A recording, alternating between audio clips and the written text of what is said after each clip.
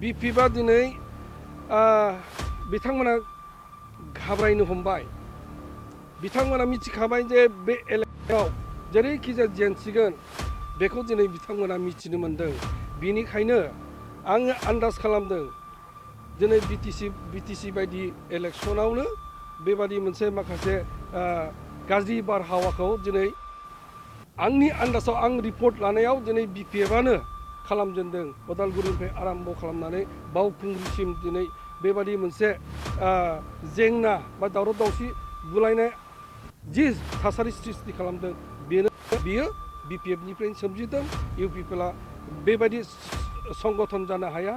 गणतान्त्रिक पद्धतिजों डेम'क्रेसिखौ अहिंसानि लामाजों फैनाय मोनसे दोलोआ बेबायदि गाज्रि रोखोमनि थासारि सोमजिहोनायाव कुनु दिना इउपिपिएल जानो हाया। दिनै हाग्रामाया गावस्रा बिपिएफआ जेनसिगोनखाय बेबायदि मोनसे थासारिनि गेजेरजों बिथांमोना माबा मोनसे मुलाम्फा जागोन नामा, खराव फैनो हायो नामा, बेबायदि मोनसे थांखिजों बिथांमोना स्टार्ट खालामदों। इउपिपिएलआ सिस्टेमावनो दंखायोमोन। 5 बोसोर सरकार सालायबोखानाय मोनसे जिहेतु दोलो रायजो राजाफोरनि थाखाय, समाजनि थाखाय, गासैबो जाति जनगोष्ठीफोरनि थाखाय इउपिपिएल दोलोआ मोजां सिस्टेमनि गेजेरजों, मोजां भिजन मिशननि गेजेरजों गासैखौबो खौसे खालामनानै दिनै सालायबोदों। सिगां रायजो राजाफ्रा, जाति जनगोष्ठीफ्रा बुजियाखैमोन। दिनैनि थारिखआव मोनफ्रोमबो जाति जनगोष्ठीफ्रा दिनै बुजिजोब्बाय, स्रां जाबाय। दिनै इउपिपिएल सरकार, मानिजाथाव प्रमद बर'नि दैदेननाय इउपिपिएल सरकारा मा, बेखौ दिनै रायजो राजाफ्रा दिनै मोखाङाव नुनो मोनबाय, मोनदांबाय, हमदांनो हाबाय। बिनिखायनो एइबारनि जि इलेक्शन, बे इलेक्शना इउपिपिएल जोबोद मोजां। आं जेरावबो खबर लादों, जेराव सुबिदा जादों आं बेवहाय थांनानै बिसायख'थिनि फोसावदिं मिटिङाव थांदों आरो नोजोर होदों। दिनैनि थारिखआव इउपिपिएलआ पावाराव फैगोन आरो मेक्सिमाम नाम्बार लानानै सरकार दानो हानाय मेजिक नाम्बारसा दाथ' आथिखालाव जाखाबायानो। आरोबाव खैदिनमाननि उनाव मोजांसिन जाबावगोन होननानै आंहा आसा दं। नोंथाङा दिनैहाय नैबे निसिमा समस्थियाव दंफैयो। दा नोंथाङा हयथ' निसिमा बे समस्थिखौबो बेरायबाय जानो हागौ। दा सिनारिया माबायदि? आङो मोननैसो जायगायाव गिदिंबाय। निसिमा ओनसोलाव मानाव गेदेर इएम रन्जित बसुमतारी देरहागोना खाथां, बेवहाय खुनु दावराव दावसि दिनैसिम जों नुनो मोनाखै। जेराव थाङो बेवहायनो इउपिपिएल, बिपिएफनि खुनु मोनसे गोहोम आं बे समस्थियाव दिनै नुनो मोनाखै। बोथोरा दिनै बहुद सोलायदों आरो सोलायबावगोन। रन्जित बसुमतारी बिथाङा देरहागोन, बियो आंनिफ्राय 100%। रायजो राजाफ्रा मोनसे सन्देह खालामदों दि नोंथाङा इउपिपिएलआव जयेन जानायनि सिगां बिपिएफ राजखान्थि हान्जायाव दंमोन। नाथाय नोंथांमोननि जे एक्स एनडिपि आफाद, बिथांमोना एपिबि मोनसे हान्जा जोनोम होबाय। दा बेवहाय नोंथाङा थायालासे बिपिएफखौ गारनानै माने इउपिपिएलआव जगदान जाखो होननानै सोंदों। बेयो गोरलै बाथ्रा। दिनै भारतनि गणतन्त्रनि सिङाव जायखिजाया रोखोमनि गोनांथि जायोब्ला सोरबा सासेया गावनि माबा जुदि साननाय आरो थांखि आरो माबा मोनसे थांखि दं, बिथाङा पार्टि दानो हायो, पार्टि दानानै इलेक्शन गेलेनो हायो। बे जोंनि गासैनिबो अधिकार। खिन्थु आं दिनै फैनायनि खारना जाबाय मा, एकर्डआ जाबाय 2020 सनाव 4.5 बोसोरा थांबाय, नङा होमबा? 4.5 बोसोर थांनायनि उनाव जि मावनांगौमोन, बे मावनांगौ खामानिफ्रा दिनै आद्रा जानानै दङ। स्पेसियेलि एनडिपिफोरनि इसु आरो लिरनानै लाबोनाय माखासे इसुफ्रा दिनै पेन्डिं जानानै दङ। बे पेन्डिं जानायाबो खामानिखौ मावनो हायैनि थाखाय नङा, बोस्रांनो थाखाय समनि आंखाल जानानै फैदों।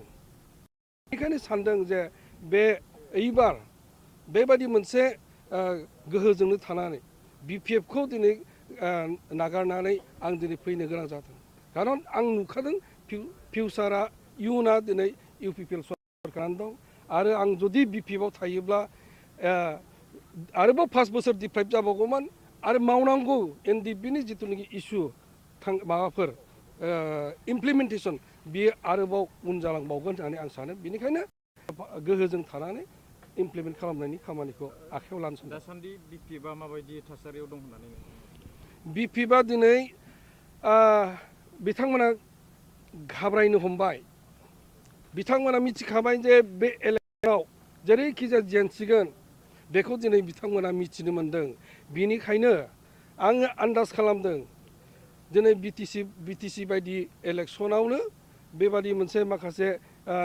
गाज्रि बारहावाखौ दिनै आंनि आन्दाजाव आं रिपर्ट लानायाव दिनै बिपिएफआनो खालामजेनदों उदालगुरिनिफ्राय आराम्भ खालामनानै बावखुंग्रिसिम दिनै बेबादि मोनसे जेंना बा दावराव दावसि बुलायनाय जि थासारि सृष्टि खालामदों बियो बिपिएफनिफ्रायनो सोमजिदों इउपिपिएलआ बेबायदि संगठन जानो हाया गणतान्त्रिक पद्धतिजों डेम'क्रेसिखौ अहिंसानि लामाजों फैनाय मोनसे दोलोआ बेबायदि गाज्रि रोखोमनि थासारि सोमजिहोनायाव खुनु दिना इउपिपिएल जानो हाया दिनै हाग्रामाया गावस्रा बिपिएफआ जेनसिगोनखाय बेबायदि मोनसे थासारिनि गेजेरजों बिथांमोना माबा मोनसे मुलाम्फा जागोन नामा खर' फैनो हायो नामा बेबायदि मोनसे थांखिजों बिथांमोना स्टार्ट खालामदों आरो आं सानो बेबादिखौ दिनै खालामैया मोजां जोंनि बे बिटिसिआ मोनसे नेहात आसामनि सिङाव मोनसे रिजनेल मोनसे जायगा बियो बेवहाय जोंहा गुसारि नांगौ गणतान्त्रिक अधिकारखौ बाहायनानै जोंनि नोगोरारिफ्रा गावनि अधिकार भट होनो मोननाय मोन्थायखौ जाफुंहोनो हानांगौ बेबादि मोनसे थासारिखौ सृष्टि खालामनांगौ दावराव-दावसिजों जेबो हासिल जाया बियो फेलें जागोन। नाथाय बिजेपिआबो गोख्रोङै बाहागो लानायखौ जों नुनो मोननाय जादों। बिजेपिआ देग्लायल' खालामदों नङा 2025 सनाव बिथांमोनाबो मोनसे थांखि दं जे ओनसोलखौ बिटिसिखौ गुबुन गुबुन सिक्स सिडिउल बा गुबुन गुबुन काउन्सिलफ्राव बिथांमोना गासैबो आक्रमण खालामजोब्बाय थांनाय समनिफ्राय बिथांमोना दिनै इलेक्सनाव बाहागो लाबोदों थांनाय बारावबो बिथांमोना 9 जनसो माने बिजाथि मोनदों देग्लाय सरकार दानोनो बिथांमोना जानजि खाफ्रादों बेयो खिन्थु दिनै जोंनि थाखाय माहारिनि थाखाय बिटिआर ओनसोलनि राजखान्थिनि थाखाय बियो गिलु बालु बेखौ जानो होनो हाया थांखिया बे जोंखौ दिनै नोरजिया खालामनो नागिरदों जों दिनै फिसा जाथि जोंनि साननाय हनाय बे ओनसोला ओरैबायदि गोग्लैसोनाय जों बेवहाय दिनै ट्राइबेल माहारिफोरजों लोगोसे गोग्लैसोनाय जाथि जनगोष्ठीफ्रा दिनै थुबुर जानानै दं जों सान्थि थानो गोसो जादों खिन्थु दिनै गिदिर पार्टि बिजेपि हान्जाया आरो दिनै कंग्रेस हान्जाया बेवहाय फैनायनि बेनो बे 6 सिडिउल एरियामोन बे 6 सिडिउल एरियायाव ट्राइबेल बेल्ट एन्ड ब्लक बेवहाय रिजार्भ सिट दं जोंहा बिटिसिआव मोनसे क्ल'ज दङ फोरनिफ्राय 30% रिजार्भआ रोखा जों मोनथारनांगोन खिन्थु दिनैनि थारिखआव बेबादि रिजार्भ सिटआवबो दिनै बिजेपिनि आरो कंग्रेसनि सोरबा दिनै नन एसटि मानसिया दिनै नमिनेसन होदों नमिनेसन होनानै बिथांमोनखौ एक्सेप्ट खालामनानै दिनै बेबादि राजनितियाव दिनै बिथांमोना बाहागो लादों बेयो जोंनि थाखाय हारिनि थाखाय गिथाव बाथाव बेबादि जानाङा आरो इयुनाव जानो हायै बायदि जोंनि सरकारफ्रा बेखौ थांनांगौ आरो जोंनि मानसिफ्रा सांग्रां जानानै थानांगौ जाहाथे बिथांमोना बेबादि खालामनानै जोंनि बिटिआरखौ बा जोंनि बे काउन्सिलखौ बिथांमोना लाङा बेखौ नोजोर होनांगौ। बिटिआर एकर्ड खालामखांनायनि एक्स एनडिबिफोरनि जेबो माने समाधान जायाखिसै जायनि थाखाय एपिपि दानो गोनां जादों होननानै बुंनाय थारैनो नंगौ नामा? बियो